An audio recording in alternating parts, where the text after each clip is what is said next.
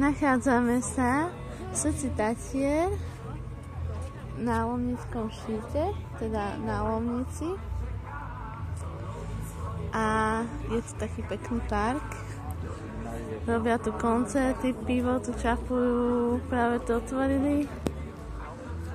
Práve tu je nejaký koncert.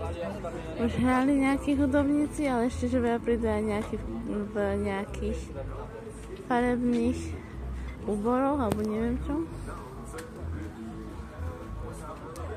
Hore je nejaký nádherný kaštiel, takže stade toho vôbec nevidno, takže to budem musieť ešte osobitne natočiť.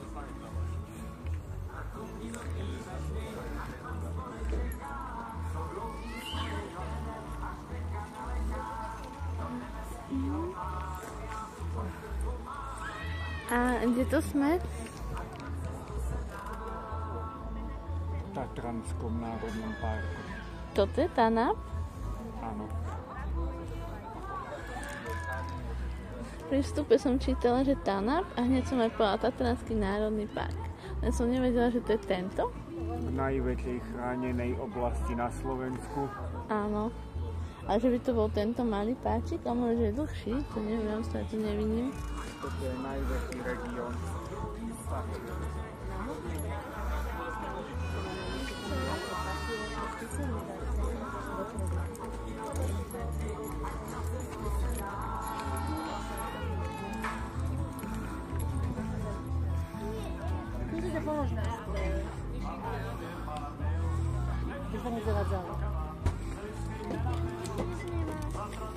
Nemám ženu pre teba, veď ju dám.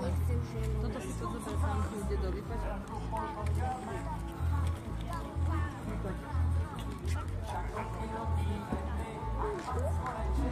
Tu je nejaké street food, jedlo, alkohol.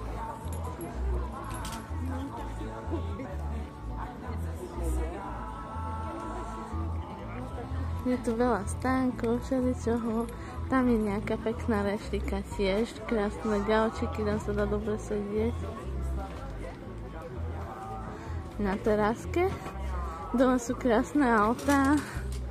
No nádherné BMWčko tam bolo. No a dole sú stánky a stanica. Tam také pekné. Neviem, park som ešte nevidela celý. Aký je veľký tento park?